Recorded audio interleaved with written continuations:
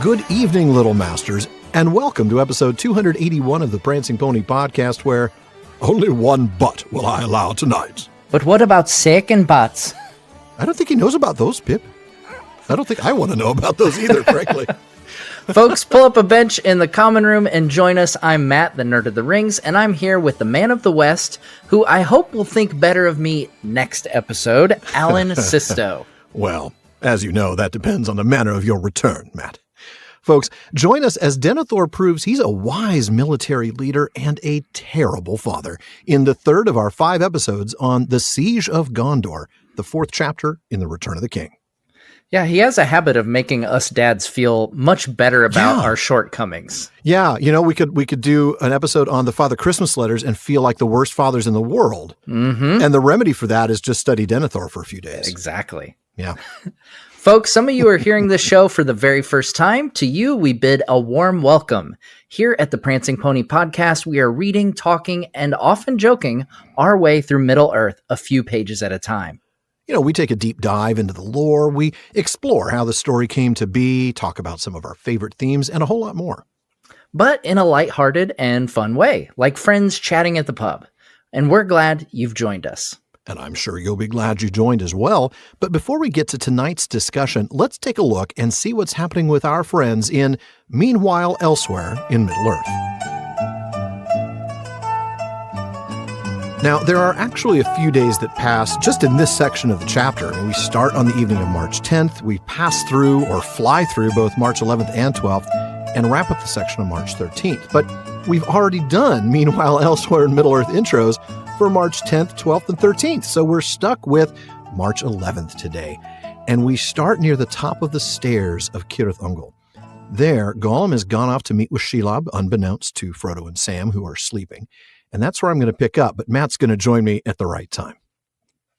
And so Gollum found them hours later when he returned, crawling and creeping down the path out of the gloom ahead. Sam sat propped against the stone, his head dropping sideways and his breathing heavy. In his lap lay Frodo's head, drowned deep in sleep.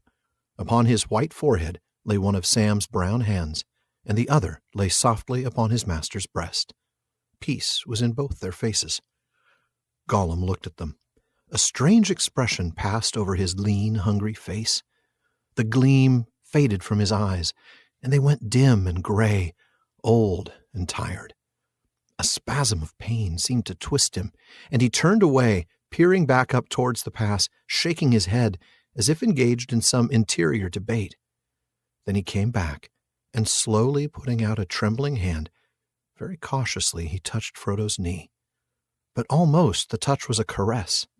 For a fleeting moment, could one of the sleepers have seen him, they would have thought that they beheld an old, weary hobbit, shrunken by the years that had carried him far beyond his time, beyond friends and kin, and the fields and streams of youth, an old, starved, pitiable thing.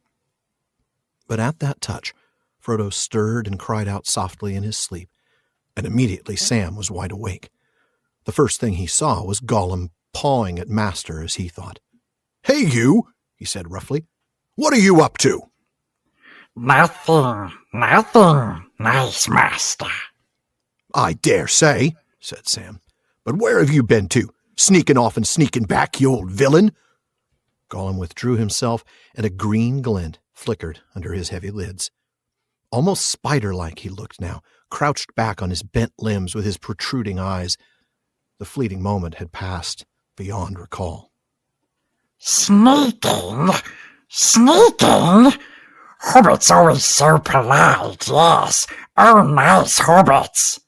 Smeagol brings them up secret ways that nobody else could find. Tired he is, thirsty he is, yes, thirsty, and he guides them and he searches for paths, and they say, sneak! Very nice, friends. Oh, yes, my precious, very nice. Oh, man. I'm going to make sure we read all the Gollum dialogue over the next couple episodes. Somehow we're going to get it all in.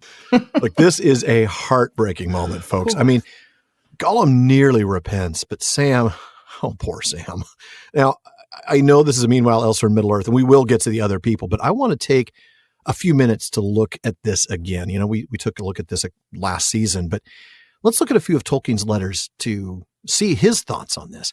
First, in letter 96 to Christopher, Tolkien says that this scene is one of the two scenes that is most moving to him. The scene when Frodo goes to sleep on Sam's breast, and the tragedy of Gollum, who at that moment came within a hair of repentance, but for one rough word from Sam. Yeah, he says something very similar in letter 165, a series of notes he sent to his publisher for them to provide to the people who asked questions. Right. He writes, "But now certain features of The Lord of the Rings, and especially certain places, still move me very powerfully. The heart remains in the description of Cairn Amroth, for I am most stirred by the sound of the horses of the Rohirrim at cockcrow, and most grieved by Gollum's failure, just to repent when interrupted by Sam.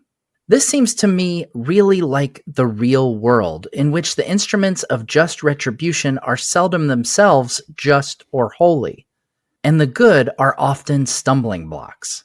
And then finally, in letter 246 to Eileen Elgar, who had written in talking about Frodo's failure, Tolkien writes extensively in that letter about Sam as a character, all of his strengths and flaws. It's a great letter. But then he repeats the theme of this particular moment. "For me," Tolkien says, "perhaps the most tragic moment in the tale comes when Sam fails to note the complete change in Gollum's tone and aspect.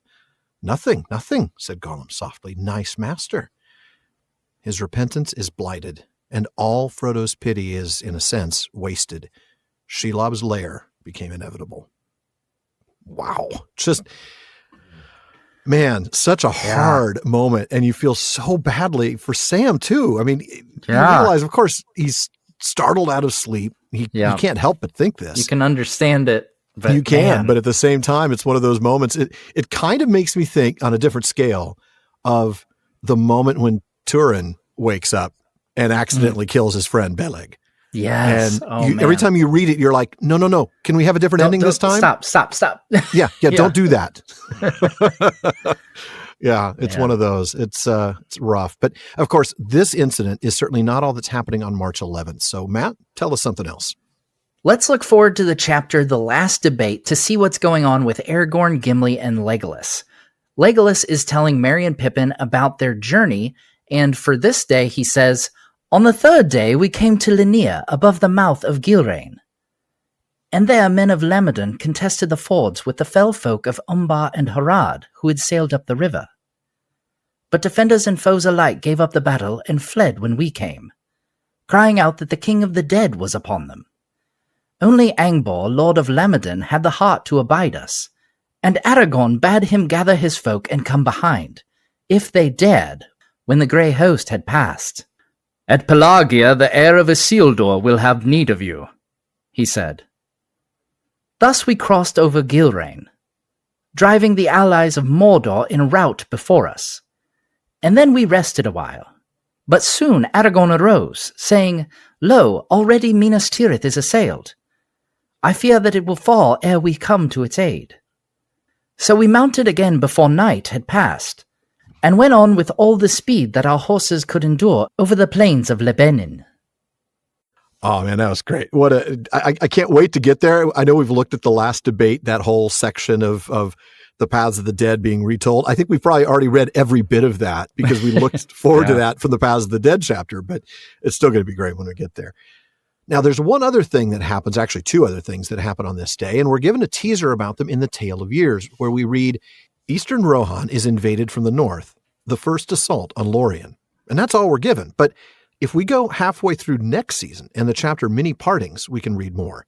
There, Treebeard explains that there was a great inrush of those those evil-eyed, black-handed, bow-legged, flint-hearted, claw-fingered, foul-bellied, bloodthirsty Morramite Sinconda, well, since you are hasty folk, and their full names as long as years of torment, those vermin of orcs, and they came over the river and down from the north and all around the wood of Laurel and Dorinan, which they could not get into, thanks to the great ones who are here.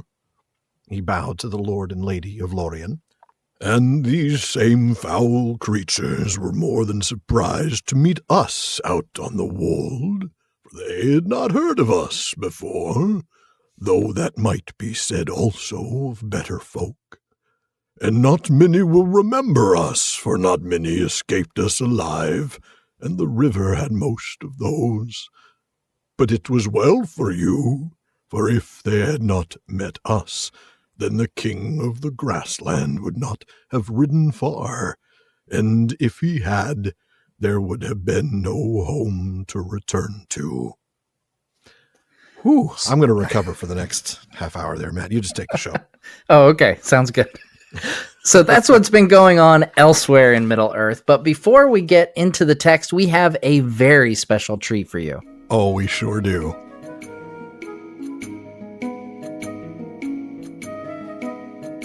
As we near the actual Siege of Gondor here in the chapter, we know we're about to dive deep into a lot of military details. Everything from strategic decisions like whether or not to defend the Ramas to tactical choices like when to send out a mounted sortie. And while Alan and I are certainly able to bring you the details from the text, along with our own understanding and thoughts, we wanted to bring you the level of insight you're accustomed to from the PPP, so we've brought someone special to help us out. Now, back when Sean and I covered Helm's Deep in Season 5, that would be episodes 207 to 209 for those of you taking notes, we leaned heavily on a source that we knew we'd want to come back to for these episodes. That source is a blog called A Collection of Unmitigated Pedantry, or a coup. Stop already, you had us at pedantry. The author, Dr. Bret Deveraux, is an ancient and military historian and currently a teaching assistant professor at North Carolina State University. He holds a PhD in ancient history and an MA in classical civilizations and is particularly focused on ancient Rome. But here's the thing, more than just a historian, Bret's one of us. He's a fan of fantasy, sci-fi, bad jokes, snarky comments, and more. If you've ever read his blog, you already know what a perfect fit he is here in the common room at the PPP. So without further delay, let me introduce you all to Bret Deveraux. Great to be here. We're glad to have you. Over the next 3 weeks, each of our chapter discussions will begin with a few questions from us and answers from Bret to give you all a better understanding of the details we'll cover in each episode. So let's go ahead and get started. In this episode, after a brief chat between Gandalf and Pippin, we start with the council summoned to Denethor. Now, his captains all believe that the best option was to man the walls of the city and wait for Rohan to arrive, but Denethor says we should not lightly abandon the outer defenses, the Ramas made with so great a labor. Bret, tell us a bit about this decision. Why would Denethor go against his council on this? Is this an example of defense in depth, or is this more of a prideful thing on Denethor's part? So I think that this is defense in depth, I'm going to say. Denethor is one of these fascinating characters because, of course, he is a mess of pride, a bit of hubris, obviously also sort of deeply unsettled relationship with Faramir. Yes. And like actual real leaders in warfare, he's a human and a swirling mess of emotions. But he is also deeply calculating. And in these opening moves, he is very careful in making pretty intelligent decisions. What he's doing here is what we call defense in depth. An attack, when someone launches a military attack, right, that attack is at its absolute strongest right at the beginning. Everybody's in the right place. Everybody knows what they need to do. They have all their equipment. Everyone's fresh. If you meet that attack at that moment when it's strongest, you might lose. But as the attack proceeds, it invariably becomes weaker. Soldiers get tired. Equipment breaks. Units get lost. People get killed. Things begin to mess up. In military terms, we call this friction, a term from military theorist Karl von Clausewitz. Readers of my blog, drink. You have your own drinking game too, eh? Yes, the Clausewitz military history drinking game. Oh my goodness. By defending in depth, by forcing the enemy to overcome successive defenses in line, you make friction your ally. Their attack grows weaker and weaker, and hopefully you can keep withdrawing your forces. So they have to fight the same guys over and over again in a series of disadvantageous positions. When they finally arrive, they're going to be at their sort of maximum weakness. And then hopefully you counterattack. And so, right, Denethor has his fortifications arrayed in a series of lines, right? He has the defenses of the Anduin in Osgiliath and Caer Andros, and then the Ramas Ekor behind that, and then the city itself behind that, and then the city is defended in depth. It has multiple rings of walls. And so he's just going to exhaust the enemy as he comes forward in the hopes that essentially the enemy runs out of steam before he can succeed. Tolkien would have been really familiar with this approach from his own experience in the First World War, because this is how trench defenses worked. We often, I think, popular culture thinks of trench warfare as sort of there's no man's land and nobody can cross it. You just get shot to pieces. That's not correct. These incredibly bloody, pointless assaults in World War I regularly crossed the no man's land and took the enemy's advanced trenches and defensive positions. But by then you were so exhausted that when the counterattack came, you couldn't hold them. Right. So you would take that trench, but then you would lose that trench. Right. You'd be fighting over the same ground over and over and over again. Over and over and get nowhere. And so defense lines were set up often in 3 consecutive lines of trenches. There was a forward trench, which was an initial fighting position that the general in the chateau, miles away, very safe, expects to lose. He's like, I know I'm going to lose that. And I know most of the soldiers in that front trench are going to die if it's attacked. Yeah, and I've accepted that's the Chateau that. General right there. Right. But I have a second line of trench. That's where I've got most of my troops. And then I have my reserves in a third line. And so I'm going to let the enemy take the first position, begin an assault on the second position. And then when that fails, I'll counterattack with my reserves. Aha. It's effective. It is the smart way to fight the battle. It is also terribly callous. Yeah. And I think that typifies Denethor's leadership. I was about to say, that describes Denethor to a T. Very strategic and very callous, yeah. Very strategic, very effective, but incredibly callous and willing to sort of spend lives for maximum advantage. And I think, right, Tolkien both recognizes the effectiveness of this, but also the moral peril of it. And obviously it eventually breaks Denethor. Yeah, that's a good point. That's a very good point. Interesting. Tom Shippey, you're maybe familiar with him in terms of as a Tolkien scholar. He has compared the Ramas to the Maginot Line, calling it a defensive barrier that inspires a false sense of security. That actually sounds like a very different position than the one you're taking. So you would probably disagree with that analysis, or maybe you're seeing some connection there. What do you think?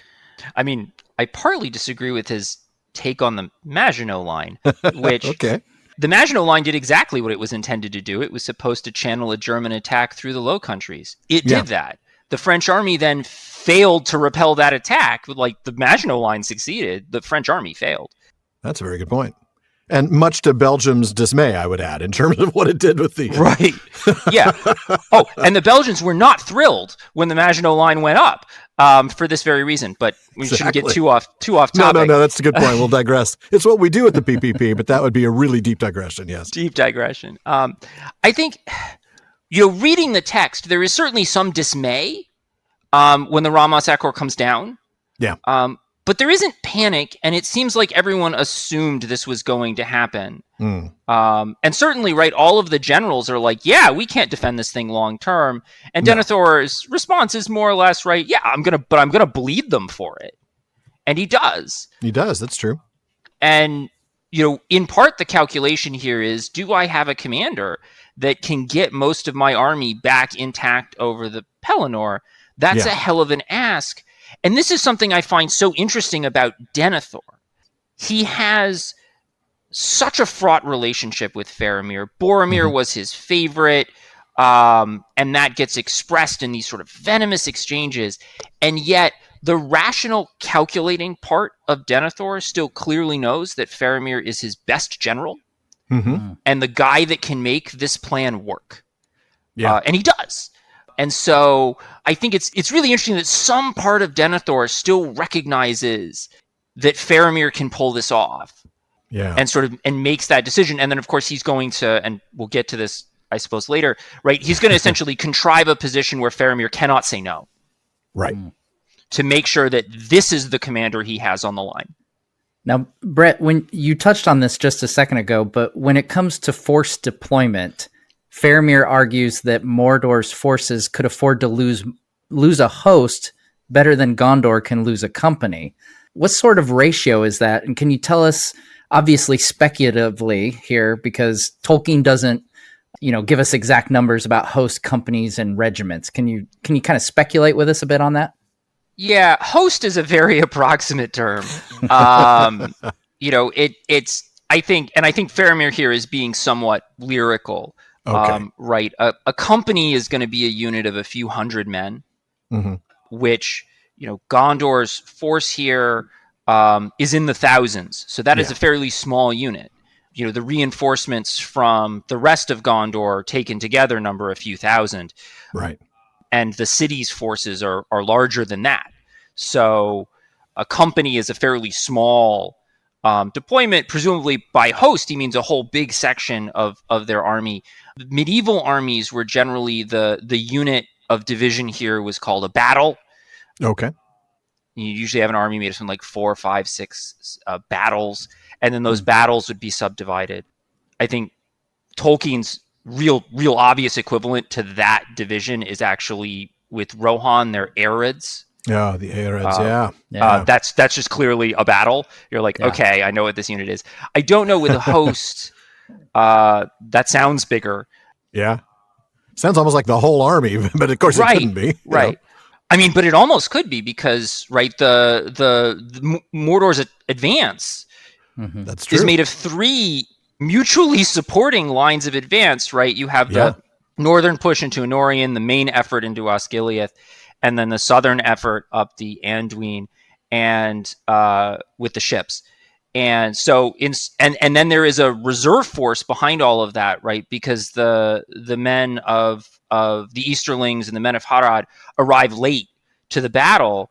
I don't think that's an accident, right? They're moving up the road from the south behind all these. So it's a 4 mutually supporting armies.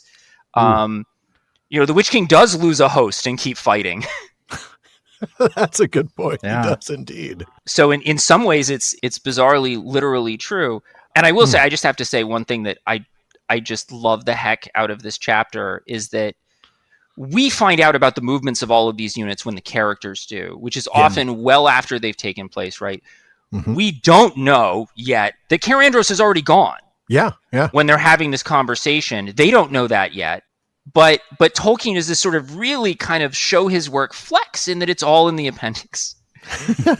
And folks can go read my series if they want, but if you work out the travel times and where everyone's moving, this is a really complicated assault with a lot of moving parts. The Witch King has a real kind of clockwork plan, but the clock is moving at real speeds. These armies are marching at the rate you would expect them to, and I just find that extraordinarily impressive. And I assume that has something to do, again, with Tolkien's experience as an infantry officer. He knows how fast people march. Yeah. And what sort of ground can be covered. He was certainly a detail person. I think we can do it. And splitting up the army, right? He knows, you're going to have to do that. You can't send all these guys down one road. They'll never get there. So we need to split them off of multiple different avenues of advance, and they're going to converge on the target. Classic march divided, fight concentrated plan. In military theory, we refer to this level of analysis as operations, or sometimes operational art. Moving armies over long distance, and with very large armies, you have to move them in separate components, and you need to time it so that they all converge at the battle space on the right day. And you think about we're going to march 100 miles over 10 days. And so are they, and we're all going to take different roads, and we're all going to show up in the same afternoon. That requires a lot of careful planning and calculation. Yeah, it does, especially back then, because communication between those units wouldn't have been possible. Really. Right. Yeah. At least not real-time communication, yeah. And I think it speaks to the Witch King's skill, right? I mean, he is also an exceptional calculating and terribly callous commander. You have a sort of duel of masters here going on. Where both Denethor and the Witch King know their business very well. I think in real contrast to Saruman, who I've argued is a dummy-wummy whose plans fail because they're bad. I remember that. The Witch King is incredibly practiced, and so he is launching an incredibly complex and difficult military operation, and for his part, he pulls it off. It doesn't go the way he wants it to, but he pulls off the essential elements of it. And I adore the fact that Tolkien has kind of shown his work on how, like, okay, the armies are leaving here at this time, and then a few days later you're going through the appendix, so like, and then they show up here, and this happens, and the math works out. Exactly. It's pretty impressive stuff.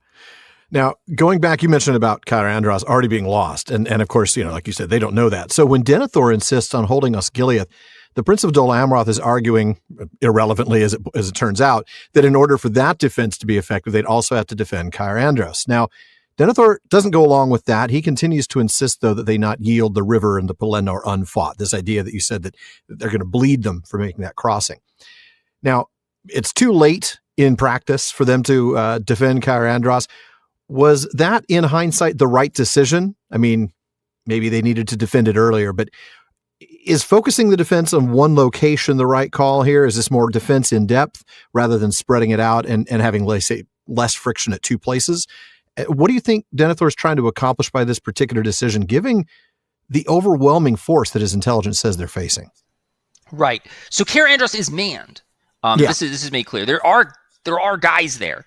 So the enemy is going to have to take it, and it's fortified, so they're going to have to seize it, and obviously they do. Yeah. What I think Denethor is probably trying to avoid here, one, he knows he can't hold the river. So the idea of trying to hold the river at every point, you can't. You're not going to manage it. And so you don't try. Okay. Instead, he wants to keep his forces as concentrated as he can so that he can deliver maximum offensive power, maximum combat power to the point of decision, and avoid the danger of defense in depth is defeat in detail, having your army picked off one little bit at a time. So he's trying to keep focused. The other thing is that Cair-Andros is a lot further away. It's about, I've got the Lord of the Rings project map up here on a different screen because it's always good to have a map. And it's about 2 to 3 times as far away. And we know from later when Theoden moves through Anorion, right, the roads up there aren't fantastic. A large force at Cair-Andros might not be able to successfully retreat to Minas Tirith if defeated. Whereas obviously from Osgiliath, they're able to, and there's an intervening defense, right, the Causeway forts and the Ramos, which is very close. So they can make a series of short retreats, which is easier than one long one, as we see.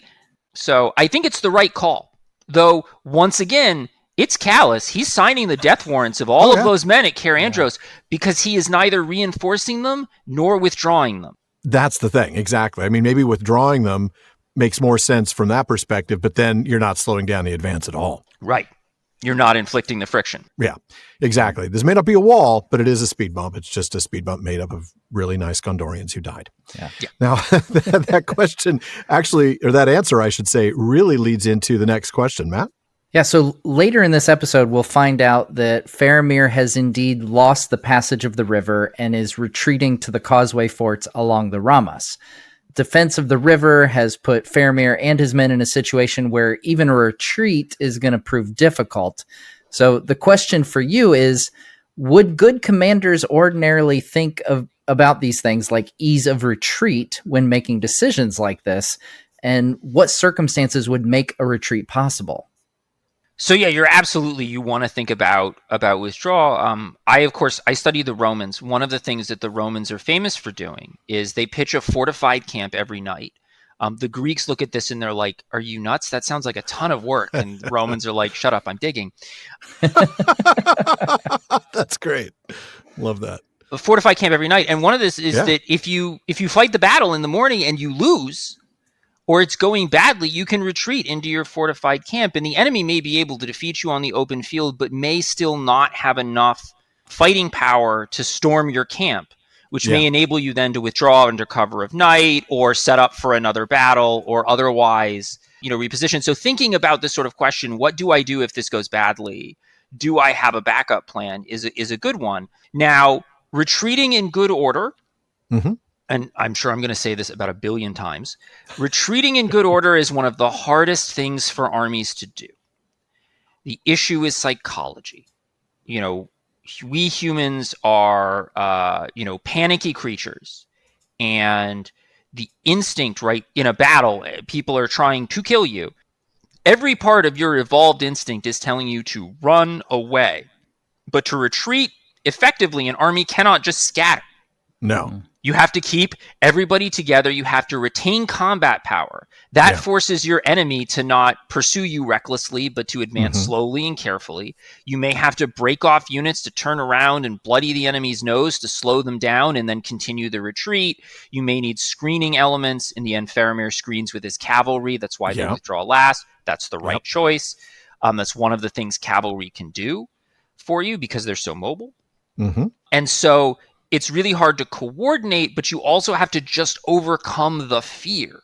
And Tolkien is very alive to those emotional questions throughout the books. I'm sure we'll come to this in later parts of the chapter, right? The questions of fear and despair.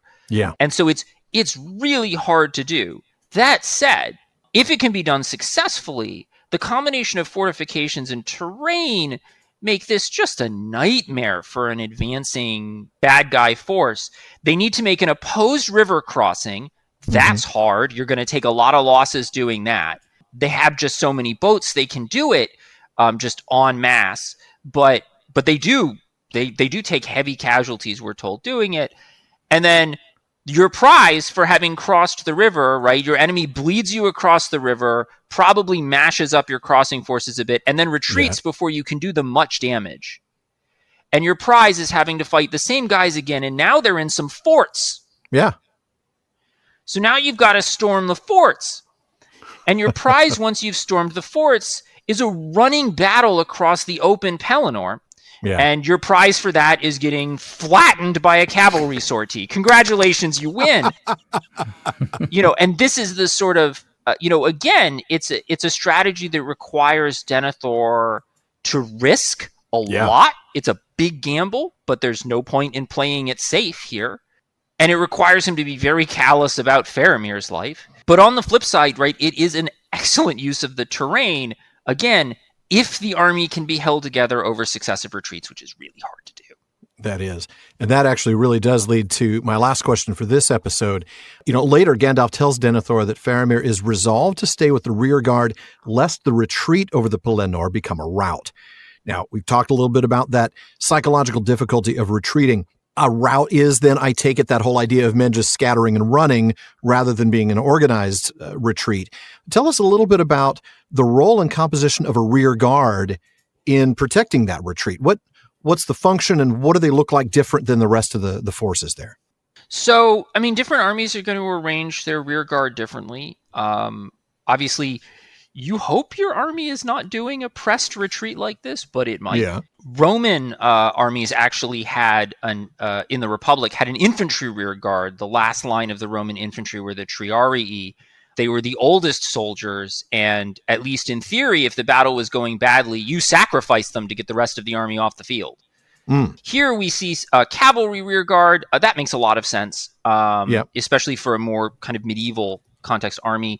The cavalry's greater mobility allows them to, essentially, they can turn and say, threaten to charge. Now, your enemy is like, okay, I have to pull into formation. I have to stop and brace. And then they don't charge, right? They continue retreating. They're more mobile than you. And they can do that to slow you down, right? Because then, what we hear is the first thing that comes across the Pelennor are Tolkien's, it's always Wayne's, wagons, right? Carrying the wounded, and bodies of infantry, right? Which are, of course, moving slower and have to get all the way across without being pressed. And so it makes sense you're going to save your cavalry to retreat last. They're probably not differently equipped from the rest of Gondorian cavalry. They're just whatever horsemen Faramir has at hand that he's organized. Obviously, in the narrative, his personal presence matters. And that's something that resounds from accounts of medieval and ancient battle, that the presence of the general or the king or whoever isn't leading really matters for morale and the ability to stabilize them. You can think to something like the Battle of Hastings, where the Norman cavalry mounts a charge. The rumor goes up, as the charge doesn't quite work, that William of Normandy, later William the Conqueror, has been killed. And they start to fall apart. And he has to get a new horse and take his helmet off and be like, no, I'm still alive. And they're like, oh, he's still alive. And then they reform and win the battle. It's not quite that easy, but there you go. Julius Caesar repeatedly describes the effect his presence has. Now, of course, Julius Caesar likes to talk up Julius Caesar. Yeah, he does. And anyone who's read Caesar, he refers, it's all in the third person. So Julius Caesar is telling you how Caesar went here and did this, and then Caesar went there and did that. Isn't Caesar such an amazing guy? But there is something to this. Yeah. Obviously, if the general is risking himself where you are, one, he doesn't think the cause is hopeless. And two, he's sharing in the peril with you. And that tends to reinforce morale. And so, of course, this retreat, right, holds together for as long as Faramir is physically with it. And the moment his presence is removed, it falls apart. Which, that is how battles sometimes go. And thankfully, that happens only just before they get back to the city. Right. So, they're able to deal with that. All right. Well, that does it for this week's Time with Bret, folks, but he'll be back next week to walk us through more. Bret, thanks for joining us, and we'll see you next week. Thanks for having me. Till next week. Man, can I just say how grateful I am for Bret's willingness to come on the show and talk through this stuff? It was fantastic, wasn't it? Oh my gosh, it was wonderful. I eat this stuff up. I love it. Seriously, I could have done this for hours. It really helps me grasp some of the finer details of this section of the chapter, and I am really looking forward to having him back for 2 more episodes after this. Yeah, if you guys thought that was great, you have no idea. There's even more great stuff on the horizon in these next 2 episodes. But for now, let's go ahead and get into that text. Alan, would you start us off tonight? I certainly will. All right, so we're going to skip the first paragraph after last week's reading, only because, once again, we can't read everything. And here, Pippin and Gandalf have gotten back to their little Airbnb at the top level of Minas Tirith. "Tell me," Pippin said, "is there any hope? For Frodo, I mean. Or at least mostly for Frodo." Gandalf put his hand on Pippin's head. "There never was much hope," he answered. "Just a fool's hope, as I've been told. And when I heard of Cirith Ungol—" He broke off and strode to the window, as if his eyes could pierce the night in the east. "Cirith Ungol," he muttered. "Why that way, I wonder?" He turned. "Just now, Pippin, my heart almost failed me hearing that name. And yet, in truth, I believe that the news that Faramir brings has some hope in it. For it seems clear that our enemy has opened his war at last, and made the first move while Frodo was still free. So now for many days he will have his eye turned this way and that away from his own land. And yet, Pippin, I feel from afar his haste and fear.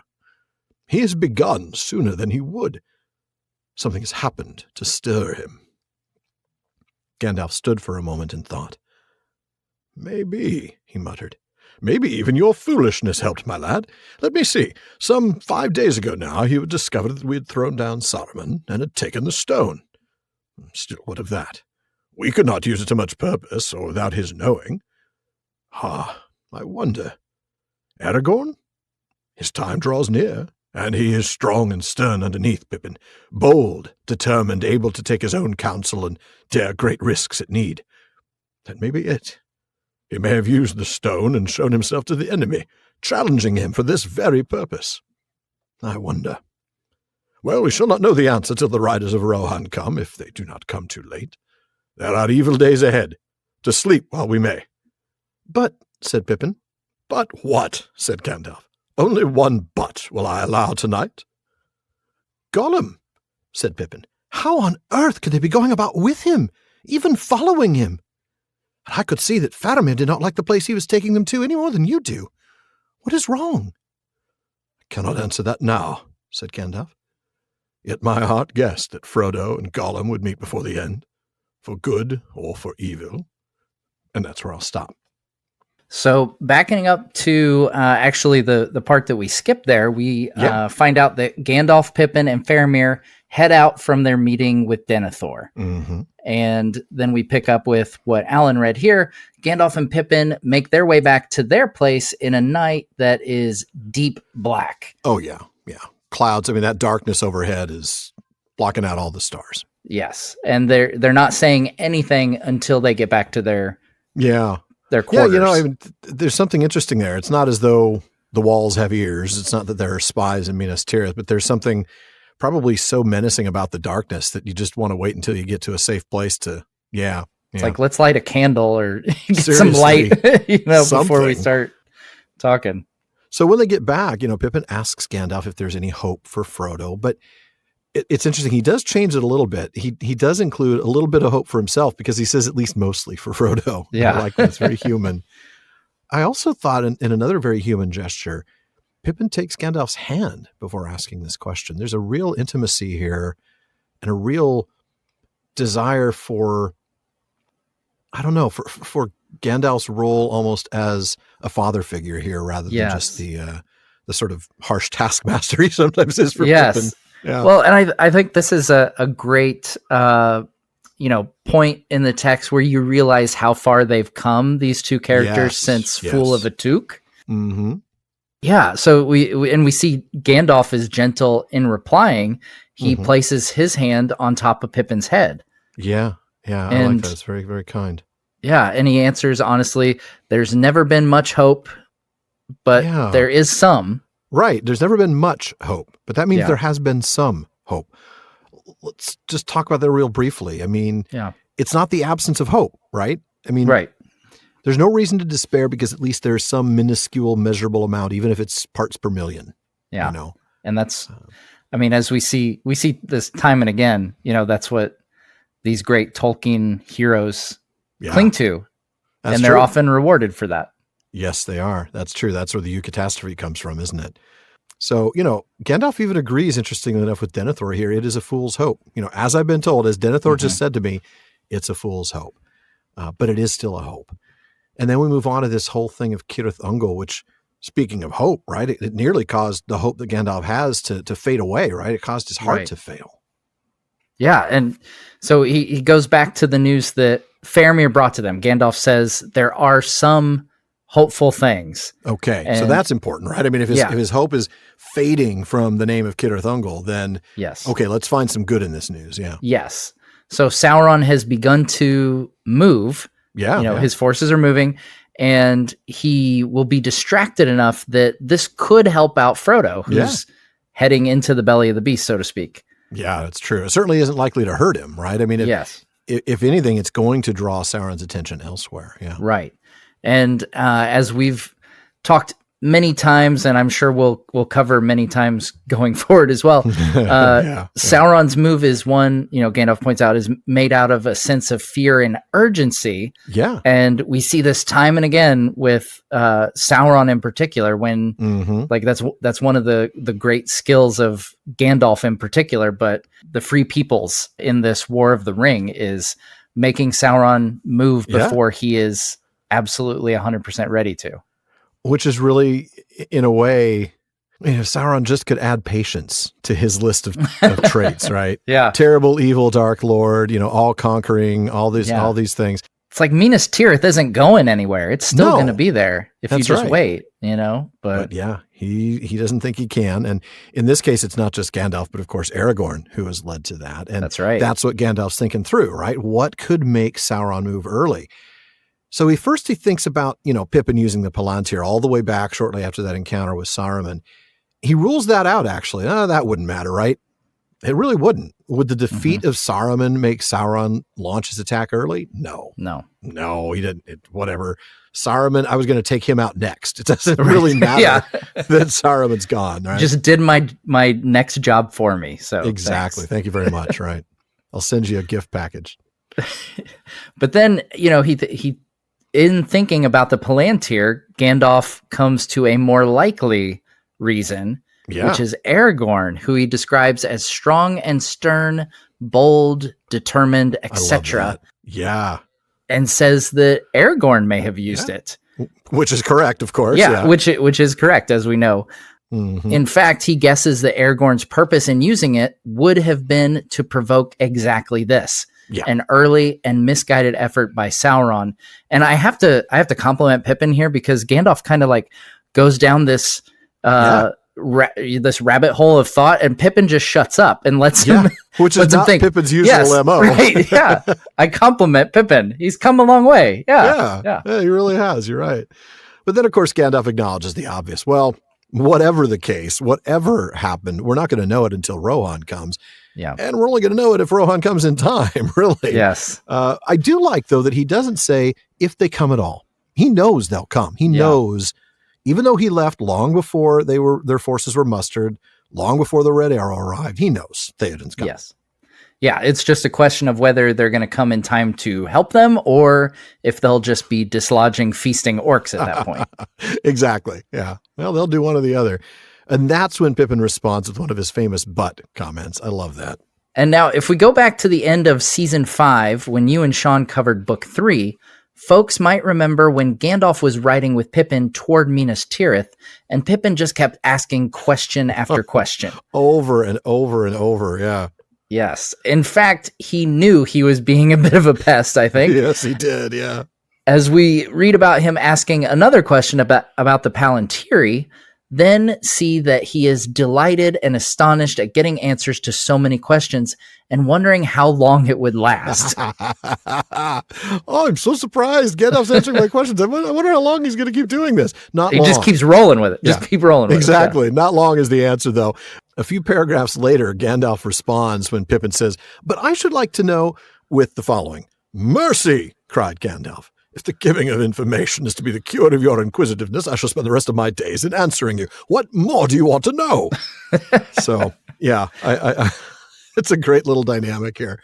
But Gandalf, I wanted to say he's not as patient as he was on the 3-day ride from Gondor, but I really think it's more about the fact that he's short on time, right? I mean, yeah. We know what's about to happen. On the other hand, they were on a road trip and they weren't going anywhere. Right. I mean, It's going to take them 3 days. There's no way to get there faster. Might as well answer the question. Yeah, but they might as well play I Spy or whatever. Yeah. Whatever you do on road trips, you know? I spy with my little eye something that begins with G. But the point is, of course, that Gandalf, because he is under this time crunch and they do need to get some rest on this one last night, probably before open war breaks out, says only one "but" will I allow tonight. I love that line. Yeah, that's what I assume. On the edge of this battle, they need to get some rest. So he doesn't need to spend the night answering questions. Which Pippin would spend the entire night asking. He would, yeah. Too. But the question that Pippin asks is a pretty solid one. How could Frodo and Sam possibly be going around with Gollum? Yeah, good question. And of course, Pippin being Pippin, he follows this up before Gandalf can answer, adding that he noticed Faramir didn't like the name of Cirith Ungol any more than Gandalf did. So what is wrong? I think that's two questions. We're going to have to disqualify Pippin from this competition. No, Gandalf, honestly can't answer this one, right? He doesn't know why they would be going with Gollum. He doesn't know what the rationale would be for that. But as to the Cirith Ungol thing, he's not answering that either, right? I mean, Gandalf's in a tough spot. I don't think he wants to tell Pippin, well, Cirith Ungol apparently contains a very massive spider that eats people for snacks. He doesn't want to tell Pippin that. That's on a need-to-know basis. Yeah, that Pippin really doesn't is. Need exactly. to know. And he does not. Pippin does not need to have nightmares of some giant spider. But, Gandalf does admit to Pippin, look, I was pretty sure that Frodo was going to meeting Gollum before the end of all this, regardless of whether that's, for a good or for bad thing. And of course that makes sense. Gollum's always going to be drawn to the ring. He knew that Gollum has been pursuing this thing, and there was no way to keep it secret. Gollum was going to sense its presence from a very, very long ways away. Yeah. Yeah. Then in the part that we had to skip, we see that Gandalf fears Gollum will act treacherously, which, spoiler alert, he does. Of course he does. But then he reminds Pippin that a traitor's actions can also lead to unexpected conclusions. I have to say this seems about as direct a reference to Spabimi as I can possibly conjure up, right? For a betrayal to do good that he does not intend sounds very much like shall prove but mine instrument to achieve, all these things. It's spot on. Yeah. And then, of course, he wraps up the conversation with something you can't talk about after. It's just, good night. We're done. Go to sleep, Pippin. No space for follow-up. We're all done. But, of course, we will leave space for follow-up right after the break.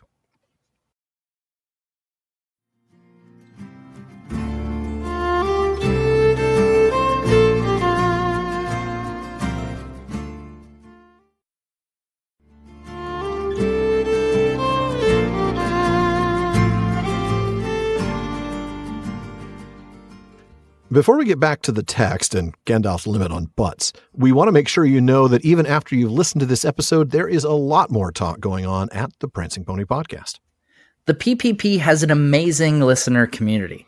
They're always coming up with great questions and discussions across all our social media spaces.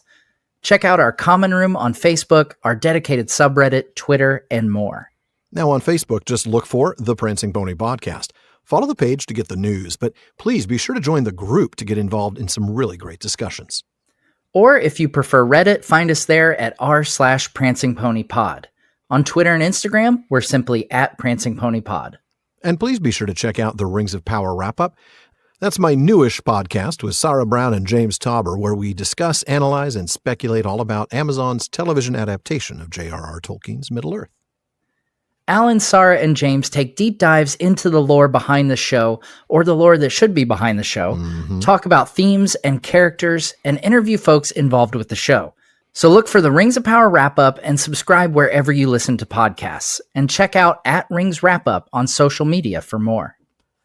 Now, Matt, I know we talked about this a couple weeks back, but I just wanted to remind our listeners, and you, of course, in case you've forgotten these last 2 weeks, that Sean and I are writing a book. It's called Why We Love Middle-earth, and it's going to be releasing in September, just in time for Hobbit Day and the start of Season 8 of the PPP, and we are really excited.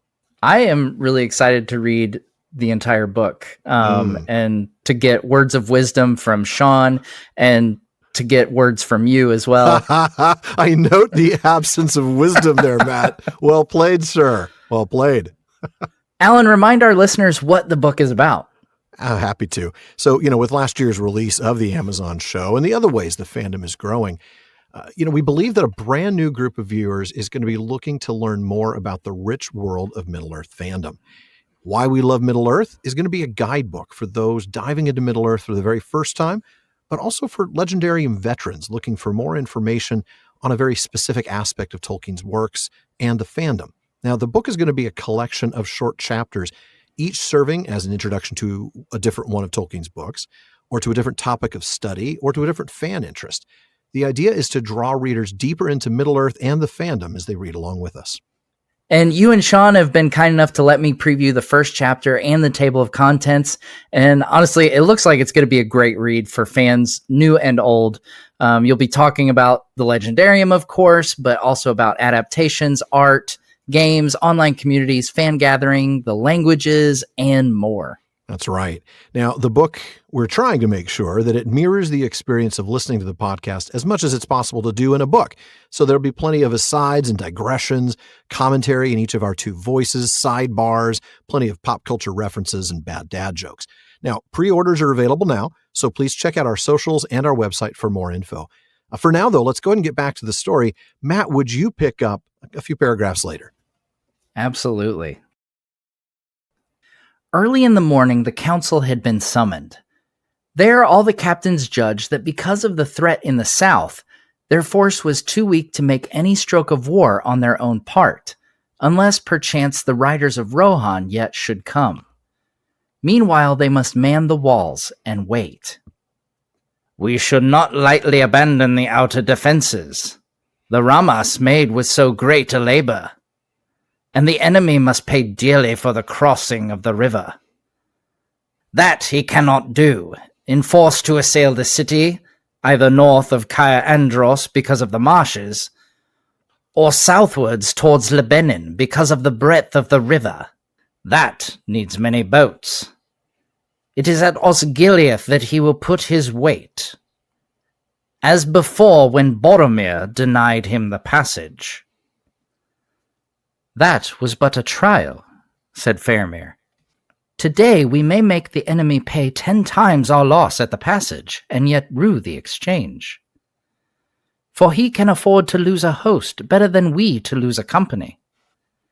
And the retreat of those that we put out far afield will be perilous, if he wins across in force. And what of Caer Andros? Said the prince. That too must be held, if Osgiliath is defended. Let us not forget the danger on our left. And the Rohirrim may come, and they may not. But Faramir has told us of great strength drawing ever to the Black Gate. More than one host may issue from it, and strike for more than one passage. Much must be risked in war, said Denethor. Caer Andros is manned, and no more can be sent so far. But I will not yield the river and Pelennor on fort. Not if there is a captain here who has still the courage to do his lord's will. Then all were silent. Yeah, I'd be silent too, man. This is one of those, everybody who wants to do it, take a step forward, and you're like, I'm stepping back. I don't want to do that. So going back to the part we skipped, we see that, the morning comes, but it's kind of a joke. It's not much of a morning. It's just a brown dusk. And really, the men of the city are really feeling it. Yeah, their hearts had been raised, we saw earlier, by the return of Faramir, Yeah. but now they're low again. Yeah. And by the way, it is now March 11th, the day that we covered in our Meanwhile Elsewhere in Middle-earth segment. And it won't be March 11th very long. I think we get maybe another segment that's on March 11th, and then we move on to the 12th again. So while the Nazgul were not seen on this day, they could certainly still be heard, and that's a creepy thought, right? They still had an effect. And interestingly, even though they were so far away they couldn't be seen, just their passing caused anything from a momentary dread to full-on open weeping among the people of the city. Oh. Yeah, that's quite the range, and nowhere you don't necessarily want to fall anywhere in that range. I'm thinking the AoE effect. Is this a cone? Is this? I'm thinking in D&D terms, right?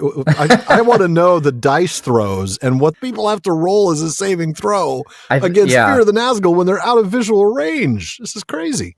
And the people complain about Faramir being gone, alleging he's been driven too hard and not allowed to rest. Right. And I mean, as we know, he's having to make up for Boromir being, dead. Well, yeah, somebody has to, right? Somebody's got to, I guess. It's not going to be Denethor, even though the guy sleeps in armor and a sword. Yeah. Yeah. And people are also wondering where Rohan is. Yeah. Where will they come at all? Right. So getting to where we picked up, that is when Denethor has called his council for the day, and he's called it very early. And it's not just the small group that we've seen before. It's all the captains, even though I believe we only see one more speak in this segment. The consensus opinion of all these captains, and I don't know how many there are, but I'm thinking it's more than just Faramir and Prince Imrahil, is that they don't have the strength to go on offense at all. And that as a result, they ought to sit back, defend the city's walls, and wait for Rohan to arrive and break the inevitable siege. Yeah. But this consensus opinion is missing one very important vote, and that is Denethor's. Correct. And his position is that they should defend the Ramas Ekor. Let's pretend for a second that we haven't come to the exact same conclusion that Bret did. Yeah. Let's take a look, like high school debate. It doesn't matter whether you agree with this side or not. Let's argue for this side. On the con side, right? What do we have? So on the con side, this seems like a decision based on pride. As he says, the Ramas made with so great a labor, since he is the one who rebuilt it. That's a very good point. And then I also want to bring in that quote from Tom Shippey that I mentioned in our conversation with Bret. So Shippey starts by claiming that hints of correspondence between our history and the history of Middle-earth are in fact fairly frequent. Now he's talking about not so much allegory, but the whole idea that there are a lot of things that as you read them touch on historical moments that Tolkien would have been very aware of. He goes on to reference the Ramas as an example, and he points out that the wall is only first mentioned when Gandalf rides into Minas Tirith with Pippin. It is still at this moment under construction or under repair, and Gandalf tells the men working at it that they are over late. The wall is a waste of time, so leave your trowels and sharpen your swords. Well, they ignore him and carry on, and the next time the Ramas is mentioned, Tom says, it is in council when Denethor insists that the wall, made with so great a labor, cannot be abandoned.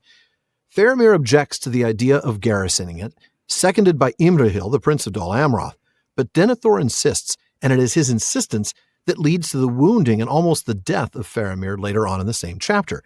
That apart, Shippey argues, the Ramas Ekor plays no real part in the story, and the vignette of Gandalf and the Trowlers could have been left off without disturbance.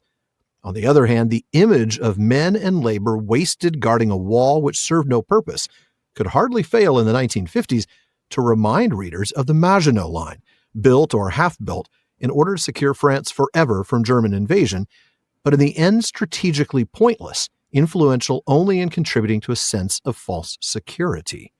So there's your con side. Tom Shippey making an argument about the Maginot Line and saying, the Ramas Echor is very much a reference to that. Interesting. It is. Yeah. And I, like you brought up earlier, Denethor's line, because my immediate thought was it was made with so great a labor. I'm like, well, so what? Like, if it's not going to help us win, exactly. Then what's the in point? For a penny, in for a pound, I guess. Right. I mean, yeah. Yeah. But he is the one who built it, right? I mean, this is the guy who felt like, so there's pride. Let's do this. Yeah. It's an outwall that's arguably too far away to be particularly well defended. It's huge. I mean, the entire length of the wall is just far too big to use and man defensively. So it does kind of have that feeling. But then on the pro side, Bret made some pretty strong arguments, didn't he? Indeed, Denethor has, as Bret pointed out, a very keen operational mind here. Yeah. He knows that defense in depth is the best way to effectively weaken the oncoming forces. If they don't slow them down at all, there will be even more numbers facing them later. True, and in better marching order, so to speak, too. Yeah. Now, here's the thing. Shippey's take on the Maginot Line is accurate to an extent, but somewhat misses the point, like we talked about with Bret. I mean, sure, it did cause a false sense of security in France prior to the German invasion in World War II. But that's because much of the country expected this line to make them invulnerable. But that was never really the point. Like Bret discussed, the Maginot Line actually did do its job. It forced Germany to invade through the Low Countries, much to the dismay of Belgium, the Netherlands, and Luxembourg. And it gave France an opportunity to concentrate its best troops along the Belgian border to engage them. France just simply failed to do that. So maybe Shippey's statement that the Maginot Line was strategically pointless, I mean, certainly if we listen to Bret, who is the military historian here, that's a bit of an overstatement. Well, I'm not one to criticize either Tom or Bret, so I'll just leave it to the experts to debate on this. Yeah, you know what? Maybe we should invite Tom to come on and have a chat with Bret and decide what. No, I'm going to defer to Bret on this one. I mean, obviously, Shippey is the Tolkien expert to really end all experts. There's no doubting that. But here, Bret certainly as an expert in military history is going to have a clearer understanding of the Maginot Line. It is an interesting point, though. I mean, it like Shippey says, this isn't necessarily an allegory, but boy, the readers of The Lord of the Rings, in this case, the readers of The Return of the King in 1956, 1957, would certainly have that in their minds. Yeah. That would not be far from their thinking. Yeah. And the fact that it's tied to, France's failure, it like Bret points out, like it did what it was supposed to do, but it was their failure of enacting the plan. So right. there would be failure tied to it, so it would have that connotation as well. That's a very good point. But back to the text, it seems like his point is simply to, as Bret called it, bleed the enemy, or make them pay for crossing the river. And that's what leads Denethor not to attempt a full defense of the Ramas, but a targeted defense of Osgiliath alone. Exactly. I mean, he points out, look, Sauron's not going to be able to attack from north of Caer Andros. That's where the marshes are. He can't attack from the south because the Anduin becomes too wide down there. So really, that's where he's going to put the pressure. And Faramir, when Denethor references Boromir's previous success in defending Osgiliath, again, that's where Sauron attacked then too, he points out the circumstances are pretty different now. Sauron can afford to lose an entire army. I mean, after all, he's got another one coming from the north. He's got the Haradrim and Southrons coming from the south, and he's even got the Corsairs providing ships and more than likely soldiers coming up the river. Whereas Faramir says we can't even afford to lose a company. And that's maybe 100, 200 soldiers. It's not a large group in comparison. Yeah, and I like that, of course, Denethor has to bring up Boromir's previous success. I know. Twist that knife a little bit. Yeah. That's right. You can hear him now, as before when Boromir denied him the passage. Right. And his eyes light up, and he's like, yes, Boromir. And of course, Faramir also brings up the retreat back across the Pelennor. We know that at the wall, at the furthest point from Minas Tirith, it's 12 miles away. And according to Hammond and Skull, the Causeway forts are 4 leagues or 8 miles from the city. That is a long way to go. That's in a hike. An actual retreat. Yeah. To try to maintain order marching order with orcs chasing you down from behind for 8 miles. It's a long way. I could not do that. No, I would run like a crazy man. Yeah. And yet 8 miles, I would run and die halfway there. I'm totally out of breath. I was like, what's it been? Half a mile? You've got 7.5 miles to go. Well, I guess the orcs are going to get me. Imrahil has some thoughts on this as well. Look, we can't just hold Osgiliath. If we defend there, we also need to defend Caer Andros. And none of them know, of course, that this is a moot point. Caer Andros has actually already been overrun by the army that left from the Morannon. In fact, the Tale of Years tells us that yesterday, an orc host from Morannon with Easterlings assault Caer Andros after Faramir has gone. They cross into Anorion and march west at great speed. 2 days later, we read, orcs and Easterlings from Caer Andros camp near Amondine to bar way of Rohirrim. There you go. Now, Imrahil's point here is that if we leave that point undefended, another army could come and cut off the approach of the Rohirrim, which in fact they have done. That's exactly right. Now, Denethor acknowledges the risk of letting Caer Andros get overrun. Much must be risked in war. Yeah. But again, remember, he's not thinking about actually stopping Sauron's forces anywhere. Not at Caer Andros, not at Osgiliath. He's thinking about defense in depth, what we talked about with Bret earlier. What he's trying to do here is simply buy a little bit of time and weaken the enemy. It's about creating that friction. Bret really helped us understand that concept and the idea of how every attack is at its strongest at the beginning, but friction wears that down. And the more you can cause friction to your enemy, the less of them and the less orderly they will be when they get to where they want to be. So it's frankly just a speed bump, but that can be effective. Yeah, it was very interesting to Wasn't it? hear about this strategy from Bret and how the momentum can shift depending on who's successful in these endeavors, and later we'll get into, how the Witch King attacks. But here early on, we see Denethor's strategy and the importance of, like you said, making them bleed as they come. Mm-hmm. And as we'll see at the very beginning of next week's episode, what happens when they overextend a little bit. Yeah. And that's going to be really interesting to see. Yeah. Yeah. But then, of course, we have Denethor playing the guilt card. Oh, he's so good at that. Yes, he is. Not if there is a captain here who has still the courage to do his lord's will. Like, he might as well have said, not if there is a Faramir here. It's like, hey, Faramir, are you a coward or not? What's going on? Seriously, it's so obvious. Yeah. Manipulative would also be another word for it. Yeah. But it is also the right call. Faramir is his most skilled captain at this point with Boromir dead. And if he's to maximize the effectiveness of this tactic, he needs a skilled leader.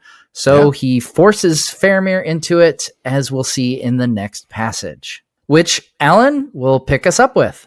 Yeah, absolutely. But at length, Faramir said, I do not oppose your will, sire. Since you are robbed of Boromir, I will go and do what I can in his stead, if you command it. I do so, said Denethor. Then farewell, said Faramir. But if I should return, think better of me. That depends on the manner of your return, said Denethor. That gets me every time. I know I'm still reading, but man, I just got to stop and be like, ouch, brutal. I mean, so brutal, harsh beyond words. All right, sorry, back to the reading. Gandalf it was that last spoke to Faramir ere he rode east. Do not throw your life away rashly or in bitterness, he said. You will be needed here for other things than war. Your father loves you, Faramir, and will remember it ere the end. Farewell. So now the Lord Faramir had gone forth again, and had taken with him such strength of men as were willing to go or could be spared. On the walls some gazed through the gloom towards the ruined city, and they wondered what chanced there, for nothing could be seen. And others, as ever, looked north and counted the leagues to Theoden and Rohan. Will he come? Will he remember our old alliance? They said. Yes, he will come, said Gandalf, even if he comes too late. But think, at best the Red Arrow cannot have reached him more than 2 days ago, and the miles are long from Edoras. It was night again ere news came. a man rode in haste from the fords, saying that a host had issued from Minas Morgul and was already drawing nigh to Osgiliath, and it had been joined by regiments from the south, Haradrim, cruel and tall. And we have learned, said the messenger, that the black captain leads them once again, and the fear of him has passed before him over the river. With those ill-boding words, the third day closed since Pippin came to Minas Tirith. Few went to rest, for small hope had any now that even Faramir could hold the fords for long. Oh, man. So Ooh. to unpack that a bit now. Yeah, there is a lot there. Faramir knows what has to be done, but he says it in an interesting way. He says he does not oppose Denethor's will. Isn't that interesting? Yeah, let's parse that, huh? Yeah, not that he supports it or agrees with it, only that he doesn't oppose it. Exactly. I may not agree, but I'm not going to disagree. Yeah. Yes. Keep in mind that he and Imrahil both disagreed with Denethor's conclusion, and quite possibly more than two of them. We don't know, again, how many captains were here, but it was all the captains. So they all disagreed. Denethor basically overruled them. And it's interesting that Faramir here, just as Denethor tied the need for Faramir to do this to Boromir's death, Faramir ties his own departure to the fact that Boromir is dead. Yeah. So here's a question to think about. If Boromir were alive and here, right, the ring was not an issue for Boromir, right? What role would Faramir be given? Would he be tasked with this, or would it be Boromir? Oh, I've got to think it would be Boromir. Yeah, I think so too. I wonder if Boromir would just still be there. Like he wouldn't have even come back. He'd just be sending messages to him.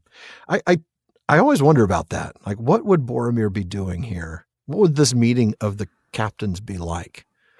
Probably a slightly less hostile toward Faramir. Well, yeah, that's true. I hope so. Yeah, I think a little bit of that.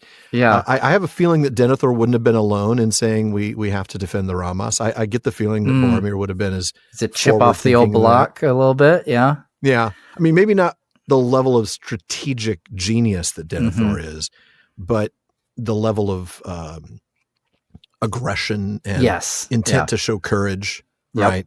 You know, how much glory can we get defending our walls? We can get glory out there, so let's go.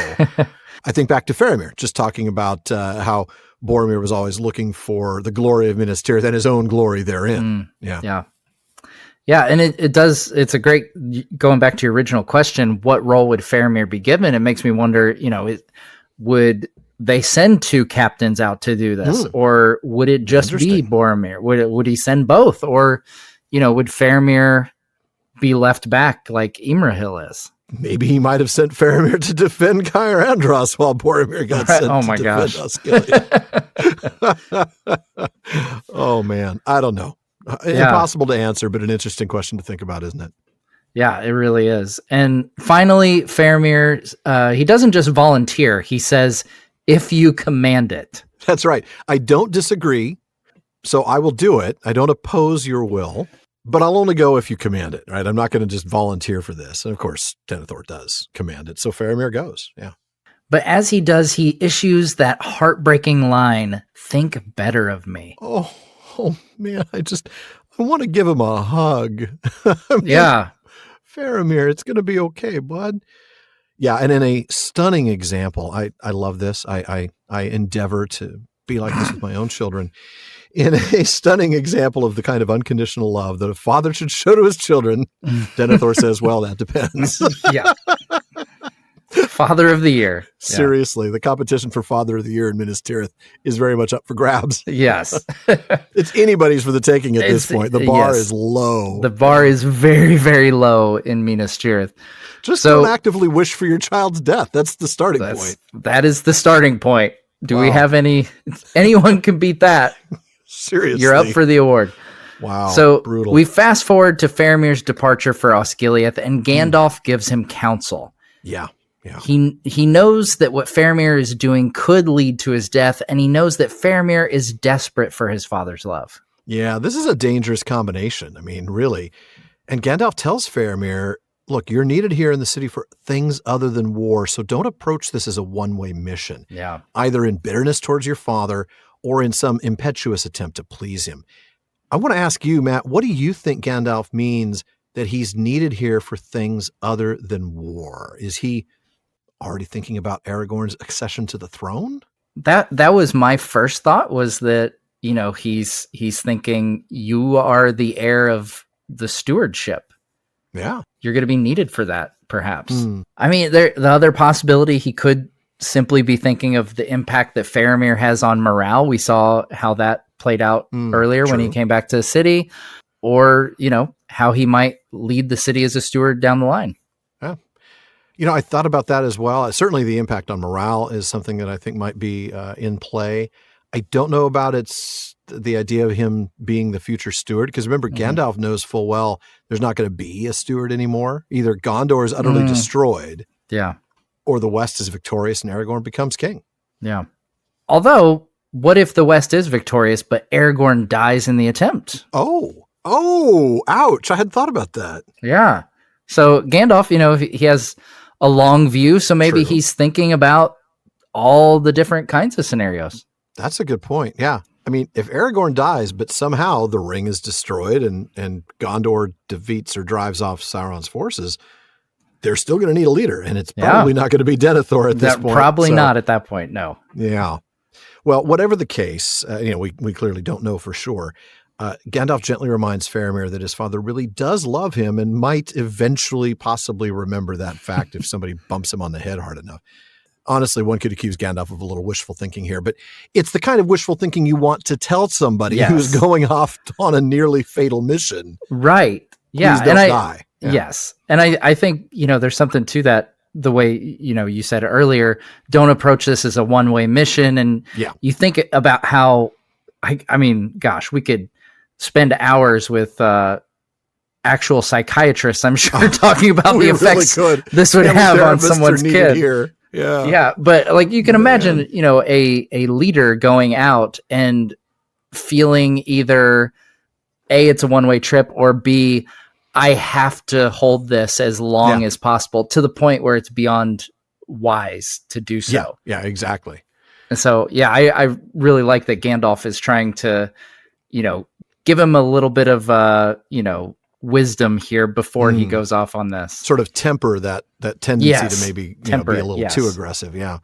I'd like to think that Faramir wouldn't approach it that way if for no other reason than he's leading his men. For his men, he would quite possibly put his own person at risk, but he would not want to put his men at risk. Right. And so I don't think it's quite as likely that he would do that, but it's good advice from Gandalf for sure. Yeah.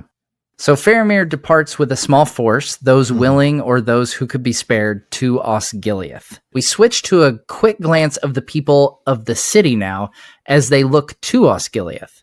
And we see that some look north and wonder aloud if Rohan will come. It's very interesting that Gandalf happens to be there and hear them wondering that aloud, because he answers them, right? Yeah, Rohan's going to come even if it's too late. And I like this. He reminds them and us as the reader, because sometimes it's easy for us to get mixed up with the timeline. Yeah. Theoden couldn't have received the Red Arrow until 2 days ago at the most. And this, of course, is spot on. The Red Arrow reached Theoden late on March the 9th, and it's now March 11th. And he also points out the long distance that must be traveled. It's about 350 miles, which may only be a really long drive these days, but with thousands of horses, men, supplies, it is many days. Yeah. The muster of Rohan was on the 10th, and Theoden will arrive with his riders on the morning of the 15th. Pretty quick, all things considered. It really is, actually. I mean, I think Bret talked about that I know he does, certainly in his blog. He talks about how the Mongols could travel about 65 miles a day, you know, in a full battle capacity. But that was the most that you could ever expect from a mounted force. That you know, European armies that were mounted would travel at half that pace. It's just an insanely fast pace to get that many miles. So to travel 350 miles in 5 days is really impressive stuff. Now, later that evening, news arrives, and it is not the pending arrival of the Rohirrim, unfortunately. It is news that an army has in fact left Minas Morgul and is approaching Osgiliath. Yeah, and it's being strengthened by forces coming from the south, which is the Haradrim. Yes. And worse yet, it's led by the Black Captain, and the fear that surrounds him has already crossed over the Anduin. Again, big area of effect, big AoE. Yes. Yeah. So, and then we return at the end of this section. I love the way Tolkien does this to Pippin's viewpoint. It is the third day since Pippin came to Minas Tirith. And though it's the end of the day, there's not really a lot of rest to be had, not for Pippin, not for anybody else.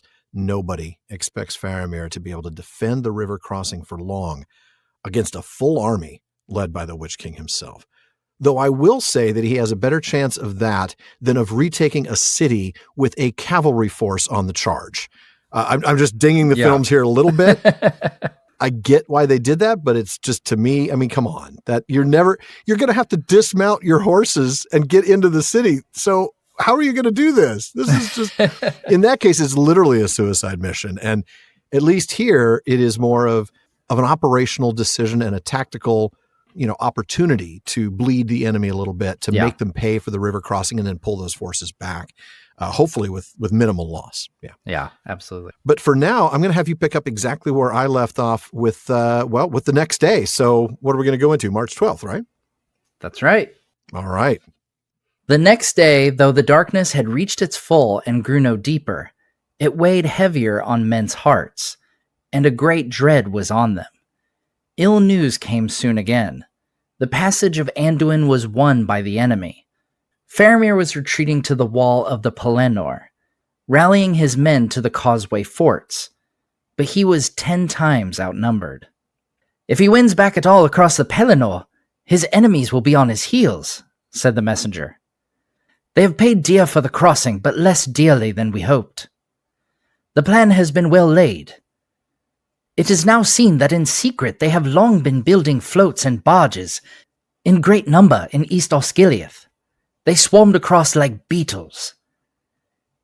But it is the Black Captain that defeats us. Few will stand and abide even the rumor of his coming.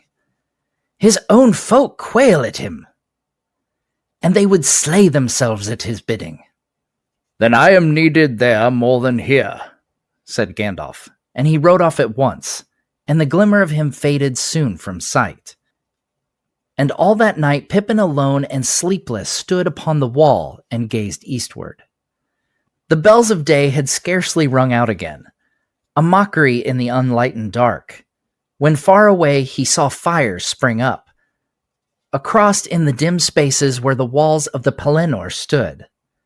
The watchman cried aloud, and all men in the city stood to arms.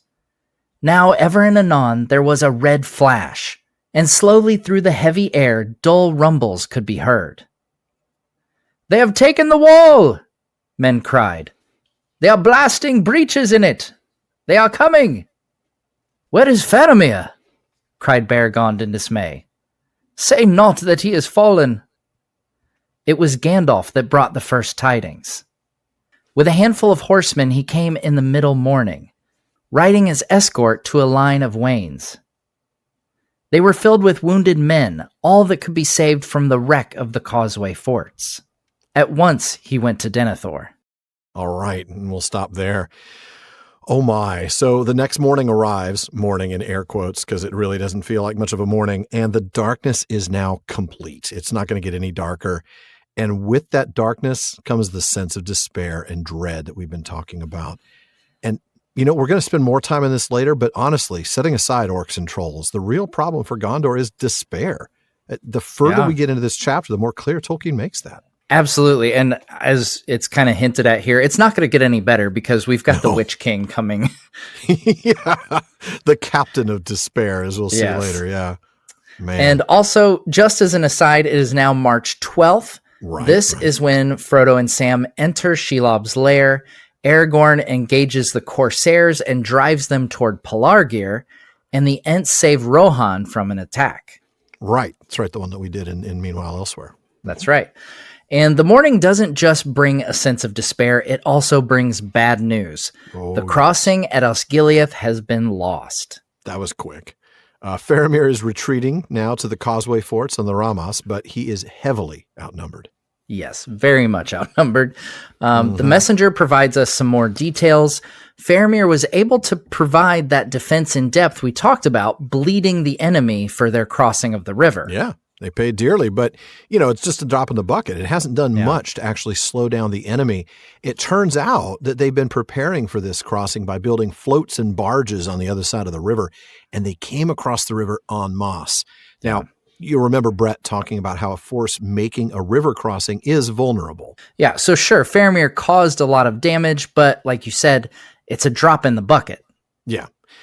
I'm curious, the little line about they swarmed across like beetles. That almost makes me think of how beetles have a protective shell over the top, a little covering. I almost have to wonder if the boats were covered in some way to reduce the effectiveness of things like arrow fire during transit to keep the casualties down. We don't know for sure, but the Witch King's not an idiot. Or holding shields above their heads, at the very least. Yeah. Mm-hmm. Yeah. But forget about the orcs and boats. We could probably handle them just fine. No, it's the Black Captain that is responsible for the enemy's victory. Oh, man. And as we've alluded to already, he has a devastating impact on morale.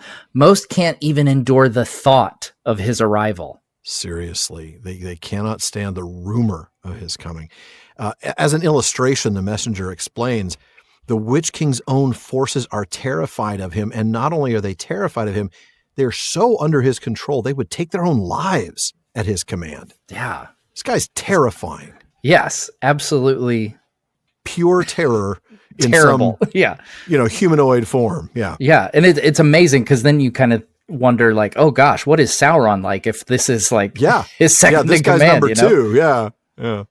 So before we move on, I want to talk a little bit about that despair, right? I want to talk about the impact on morale of a being that projects this kind of despair, a physical effect, something unavoidable. It isn't just a willpower thing that you can overcome.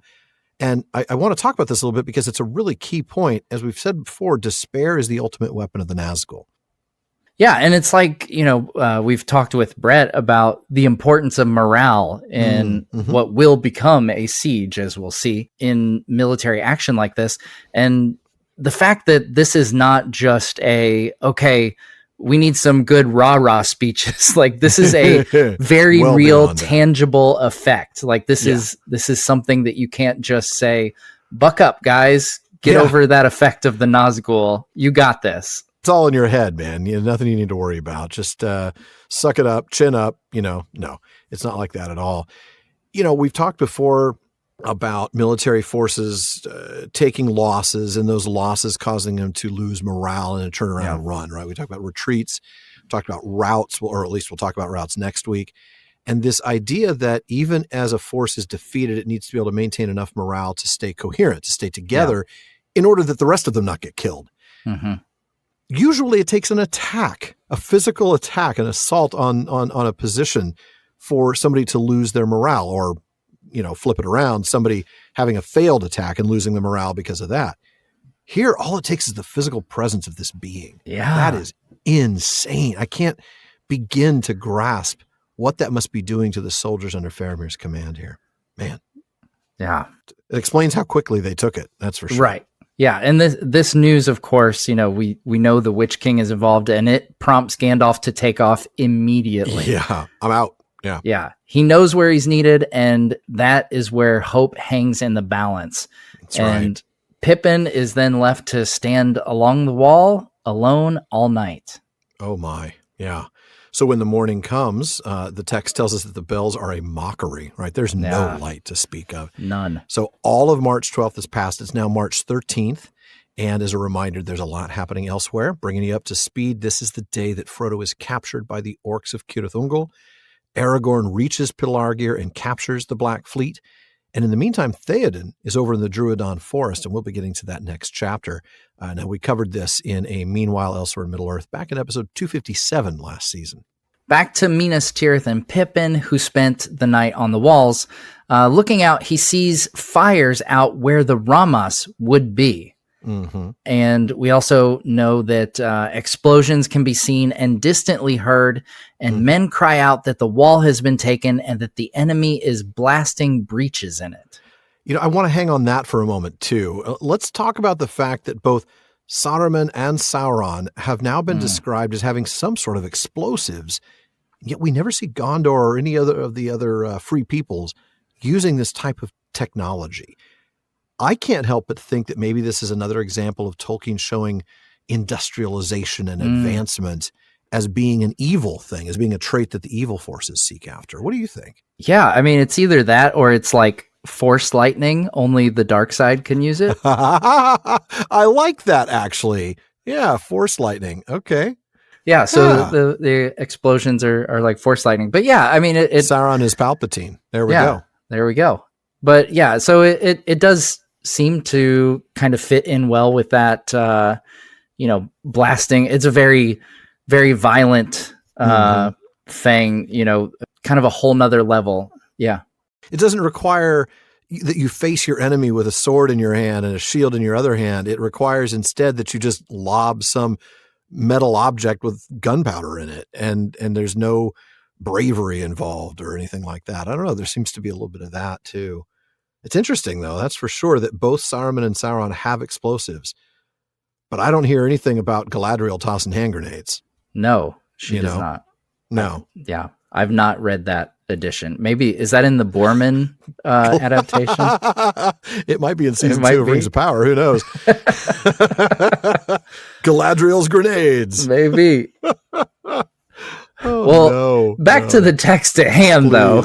Please, yes. Baragon, who must be nearby, cries out in dismay about the possible fate of Faramir. Yeah, he does. Of course, we expect Baragon to be moved by that possibility and really scared of it.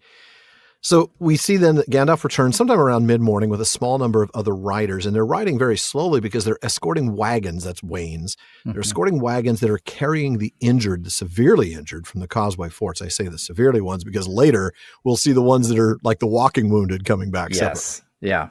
And of course, Gandalf has news for Denethor. And in the paragraph that we didn't read, we see that he is now in a high chamber above the hall. And he's looking out through the windows, mostly to the north, waiting for the sound of the arrival of Rohan. Can't blame him. I mean, at this point, that's really all that's going to save you. Yeah. Yeah. So with that, let's go ahead and dive into the next reading. All right. Is Faramir come? Denethor asked. No, said Gandalf, but he still lived when I left him. Yet he is resolved to stay with the rear guard, lest the retreat over the Pelennor become a rout. He may perhaps hold his men together long enough, but I doubt it. He is pitted against a foe too great, for one has come that I feared. Not the Dark Lord, cried Pippin, forgetting his place in his terror. Denethor laughed bitterly. Nay, not yet, Master Peregrine. He will not come, save only to triumph over me when all is won. He uses others as his weapons. So do all great lords if they are wise, Master Halfling. Or why should I sit here in my tower and think and watch and wait, spending even my sons? For I can still wield a brand. He stood up and cast open his long black cloak, and behold, he was clad in mail beneath, and girt with a long sword, great-hilted in a sheath of black and silver. Thus have I walked, and thus now for many years have I slept, he said, lest with age the body should grow soft and timid. Yet now, under the Lord of Barad-dûr, the most fell of all his captains is already master of your outer walls, said Gandalf. King of Angmar long ago, sorcerer, ring-wraith, lord of the Nazgul, a spear of terror in the hand of Sauron, shadow of despair. Then, Mithrandir, you had a foe to match you, said Denethor. For myself, I have long known who is the chief captain of the hosts of the Dark Tower. Is this all that you have returned to say? Or can it be that you have withdrawn because you are overmatched? Pippin trembled, fearing that Gandalf would be stung to sudden wrath, but his fear was needless. It might be so, Gandalf answered softly, but our trial of strength is not yet come. And if words spoken of old be true, not by the hand of man shall he fall, and hidden from the wise is the doom that awaits him. However that may be, The captain of despair does not press forward, yet. He rules rather according to the wisdom that you have just spoken, from the rear, driving his slaves in madness on before. All right. Diving in here, he leads with one revealing question. Is Faramir come? I like that, right? He doesn't say, have we slowed down the enemy? How successful was the defense? How many did we lose? In essence, he's asking, is my son here? Is he still alive? Yeah. Now, we are justifiably, I think, hard on Denethor. I think so, yeah. But I think what we're seeing here is the armor chipping away. He really does love Faramir and is starting to be concerned that his operational decisions may have cost him his only remaining son. You know, we should keep in mind that Faramir is it for Denethor, right? Yeah. His wife, Finduilas, who is the sister of Imrahil, the prince of Dol Amroth, she's already dead.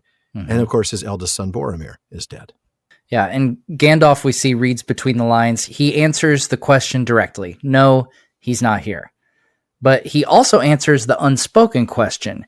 He was still alive when I last saw him. Exactly. And as one would expect of Faramir, right, he is determined to stay with the rear guard in order to protect the forces that are retreating, enabling them to remain in good order, and obviously increasing the likelihood of their survival. Yeah. And even though Gandalf expresses some hope that Faramir could accomplish this, he points out that Faramir is pitted against a foe too great. That's right. Yeah. And he even says that the one who is leading the army is one that Gandalf himself fears. Which, of course, causes Pippin to think the absolute worst. And he cries out, really forgetting his place, is Sauron himself leading this army? Yeah. And Denethor makes no notice of that, though, and instead laughs it off. And he says, oh no, Sauron wouldn't come here except to gloat when it's all over. Mm-hmm. And, you know, going back to the Silmarillion, he's kind of like Morgoth. He's craven, but he's also battle smart, leading from the rear. Mm-hmm. Now, remember, we've observed that Denethor has a smart operational mind. That's the right way to do this. But as Bret pointed out, that requires a certain amount of callousness. Yeah. An amount of callousness that Sauron most certainly has. Definitely. Yes. In spades. If there's anybody who's more callous than Denethor, it might be Sauron. Yes. He uses others as his weapons. You know, I mean, that's just what he does. And Denethor actually speaks admiringly of this trait, pointing out that he's spending his own children in order to succeed in this fight, even though he's capable of leading from the front as well.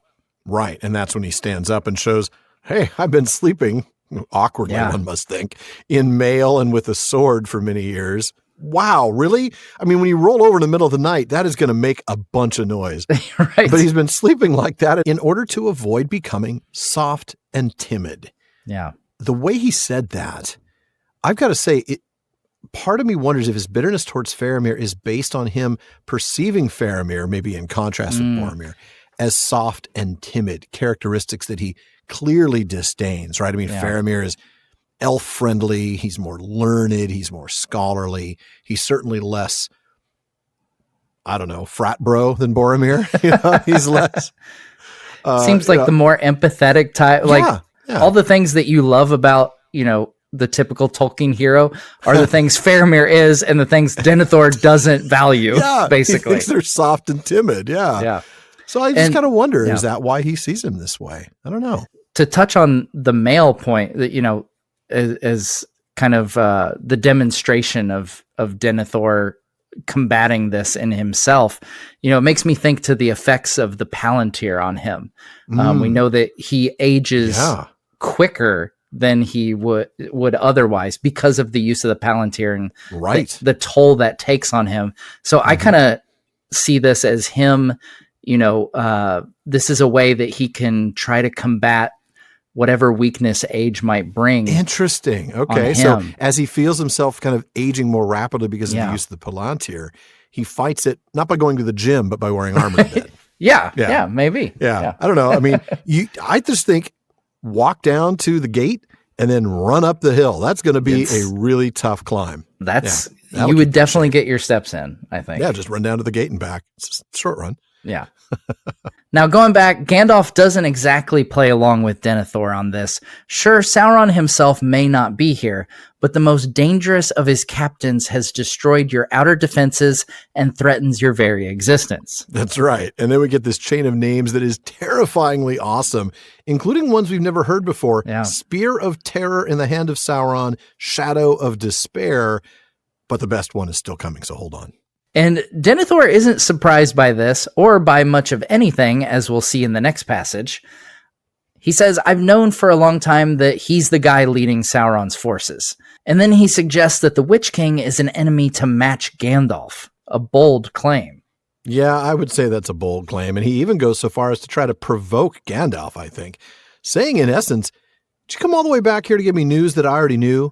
Or because you know you can't stand up against the Lord of the Nazgul, you know? It's pretty bold. Bold move, Cotton. Let's see if that pays off for him. Pippin responds the way any of us would when somebody calls Marty McFly a chicken. Yeah. Like, things are about to happen, right? He's going to throw down. He is sure that Gandalf is about to go off. Yeah, and I would not expect anything different if I were in Pippin's shoes, but Gandalf doesn't. He remains absolutely chill. Yeah. In fact, he answers softly, we are told. And he concedes that just maybe he is outmatched by this enemy, but that we won't know for a bit because that time hasn't come yet. Yeah. Well. And then he mentions a prophecy, saying that if words spoken of old be true, the Witch King will not fall by the hand of man. And that brings us to a really cool sidebar on the prophecy of Glorfindel. Now, when the host of the West faced off against the Witch King of Angmar way back in the day, it looked promising, and we read this in Appendix A. When Eärnur came to the Grey Havens, there was joy and great wonder among both elves and men. So great in draught and so many were his ships that they could scarcely find harborage, though both the Harland and the Forland also were filled, and from them descended an army of power with munition and provision for a war of great kings. Or so it seemed to the people of the north, though this was but a small sending force of the whole might of Gondor. Most of all, the horses were praised, for many of them came from the vales of Anduin, and with them were riders tall and fair, and proud princes of Rhovanion. Then Círdan summoned all who would come to him, from Lindon or Arnor, and when all was ready, the host crossed the Lune and marched north to challenge the Witch King of Angmar. They're ready, man. They're ready to take this guy on. Ready to rock, yeah. I love this, by the way, the ships that are so great in draft that they can't find harborage. Yeah. All I'm thinking of are those three tiny ships that each somehow held 100 cavalry and the food and the people and the supplies for the camps. But anyway, that's just me. Yeah. Well, in this story, in fact, it does go well for the most part. Right. It says, so utterly was Angmar defeated that not a man nor an orc of that realm remained west of the mountains. But it is said that when all was lost, suddenly the Witch King himself appeared, black-robed and black-masked upon a black horse. Wow. Fear fell upon all who beheld him, but he singled out the captain of Gondor for the fullness of his hatred. And with a terrible cry he rode straight upon him. Eärnur would have withstood him, but his horse could not endure that onset, and it swerved and bore him far away before he could master it. Then the Witch King laughed, and none that heard it ever forgot the horror of that cry. But Glorfindel rode up then on his white horse, and in the midst of his laughter the Witch King turned to flight and passed into the shadows. For night came down on the battlefield, and he was lost, and none saw whither he went. And then we get to the prophecy of Glorfindel. Eärnur now rode back, but Glorfindel, looking into the gathering dark, said, "Do not pursue him. He will not return to this land. Far off yet is his doom, and not by the hand of man will he fall."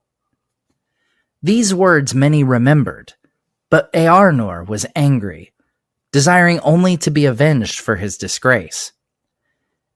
And, of course, it was this anger that would eventually cause the last of the kings of Gondor to make the foolish decision to accept the Witch King's challenge to single combat in 2050.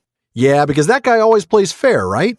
I mean, Oh, yeah. you know, he reaches Seems out like to me an on honorable Instagram, he guy. says, dude, let's just handle this like men. Meet outside. Yeah, okay, I'm up. Yeah, no, that's not how it happened. So getting back to the text, this is where we get the best name for this guy yet. I love this. It's what I want to call him the rest of the time. If I ever get a dog, I'm naming him this, the Captain of Despair. I love that name. That is phenomenal. I love it. Really good. Yeah. So cool name aside, Gandalf reminds Denethor that this guy, the Captain of Despair, is leading the army just like Denethor talked about, from the rear, pushing his cannon fodder on up ahead. And that is where I'm going to have you pick up, where Gandalf explains why he has come back. Nay, I came rather to guard the hurt men that can yet be healed. For the Ramos is breached far and wide, and soon the host of Morgul will enter in at many points. And I came chiefly to say this: soon there will be a battle on the fields. A sortie must be made ready.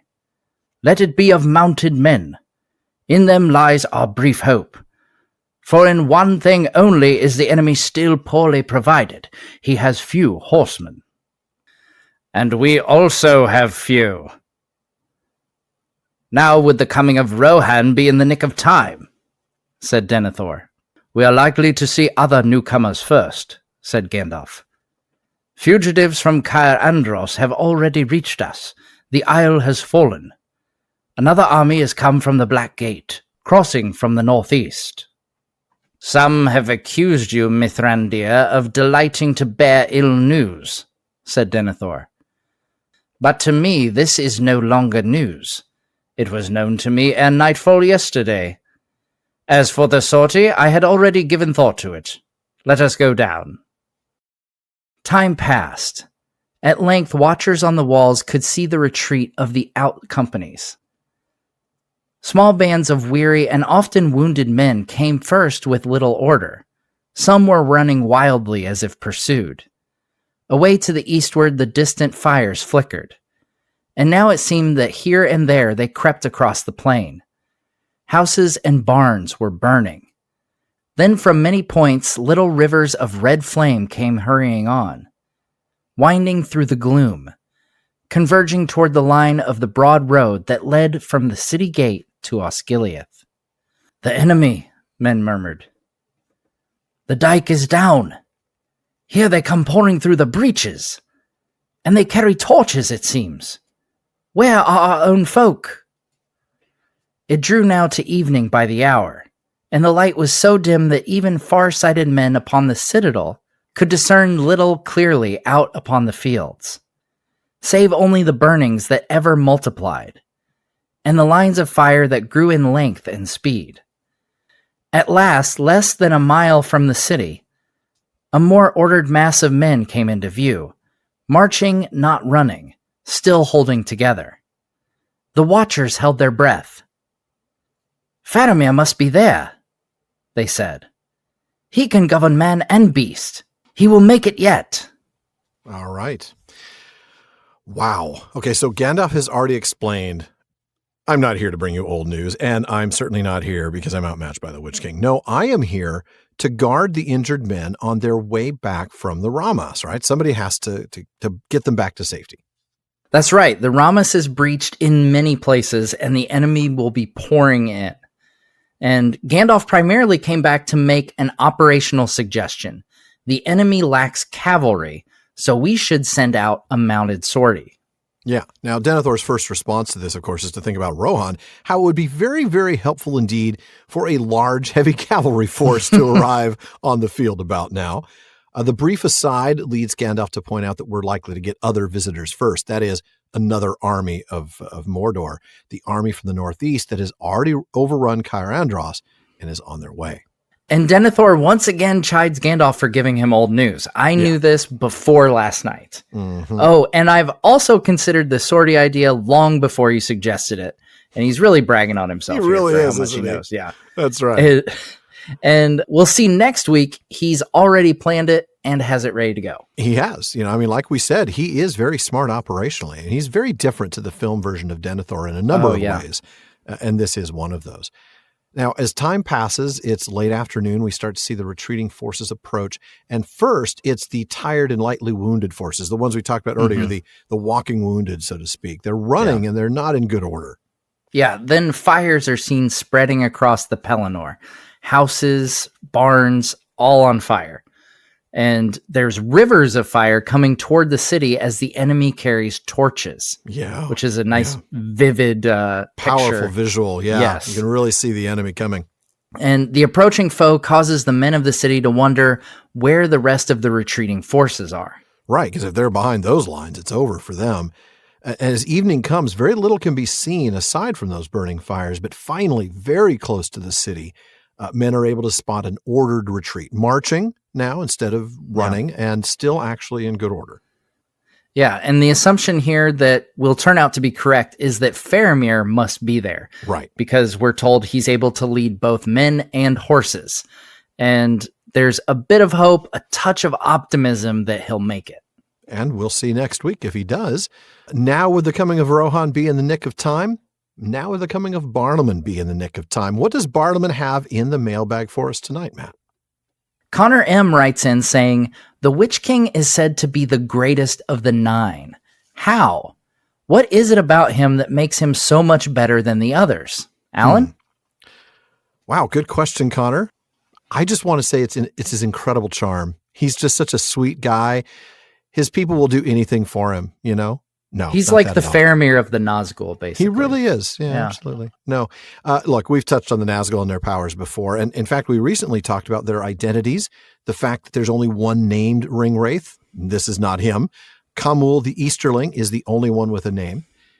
Now we know he's powerful. That is Khamul. He appears to be the number 2 ranked Nazgul, given command of Dol Guldur, while the Witch King takes Minas Morgul for his base. But what about the King of Angmar long ago, sorcerer, ring wraith, lord of the Nazgul, a spear of terror in the hand of Sauron, shadow of despair?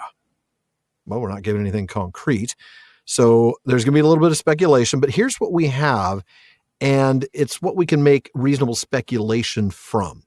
In Akalabaith we read, it is said that among those whom Sauron ensnared with the 9 rings, 3 were great lords of Númenorian race. So let's start there. I think it's safe to say that the Witch King is almost certainly one of those 3 Númenorians. And after all, the Númenorians themselves were far more powerful than the ordinary men of Middle-earth during this time. But there's one other clue, isn't there, Matt? Indeed. In Hammond and Skull's Reader's Companion, they reference something you've mentioned on the show repeatedly, Tolkien's nomenclature.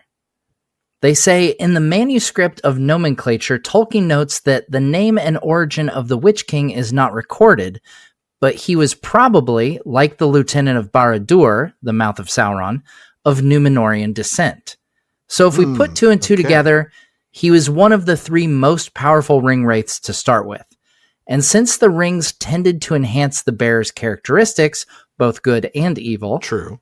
It doesn't surprise me to learn that one of the most powerful men who came into possession of one of the 9 rings became the most powerful among them. That's a good point. I mean, one of them is always going to become the most powerful among them.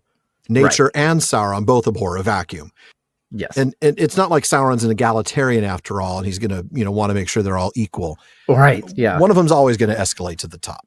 And in this case, it happens to be the one who was likely to be the most powerful in life.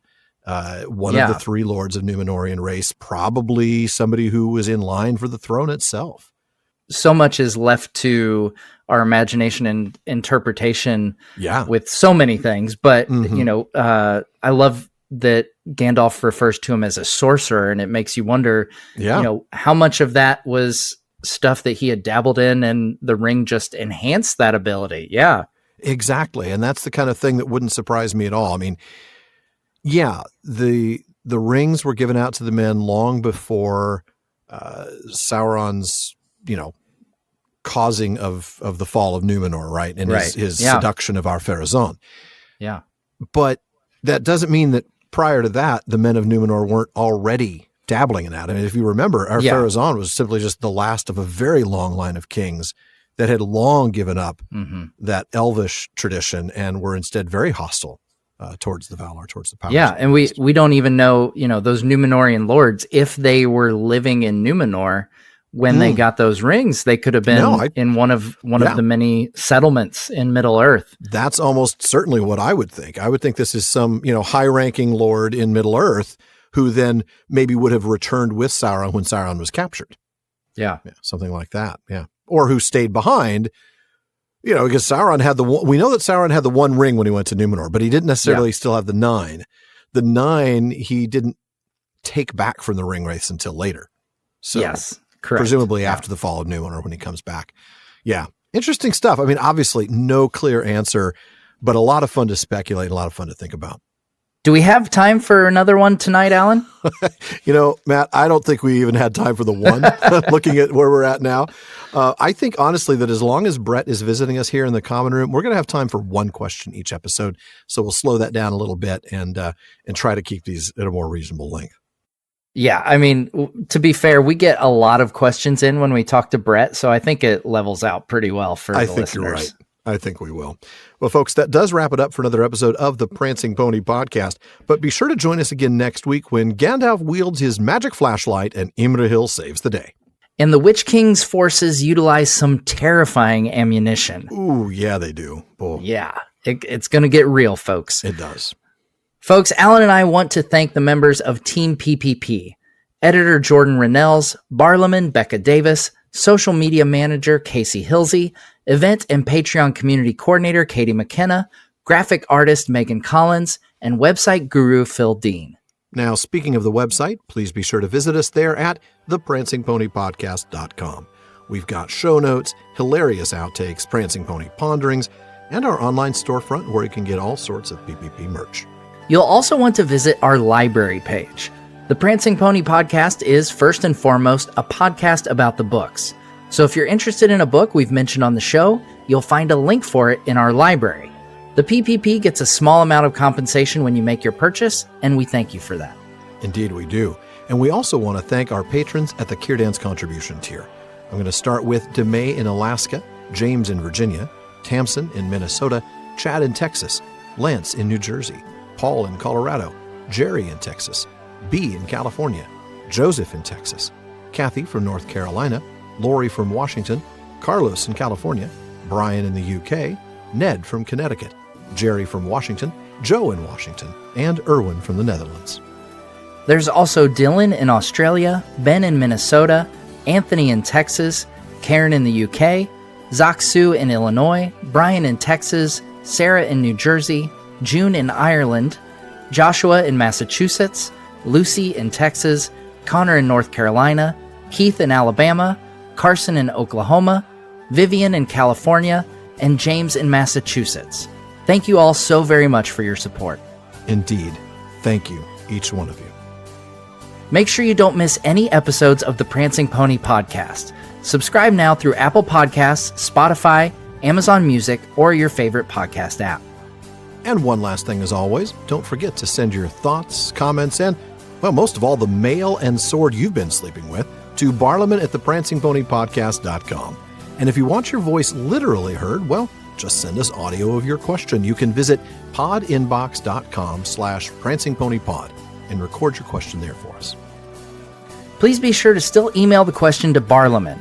Even though Barlaman's been a lot more reliable lately, there's still a lot of mail to sort through.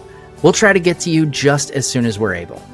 As always, though, this has been far too short a time to spend among such excellent and admirable listeners. But until next time. This is the end. We are going. We are leaving now. Goodbye.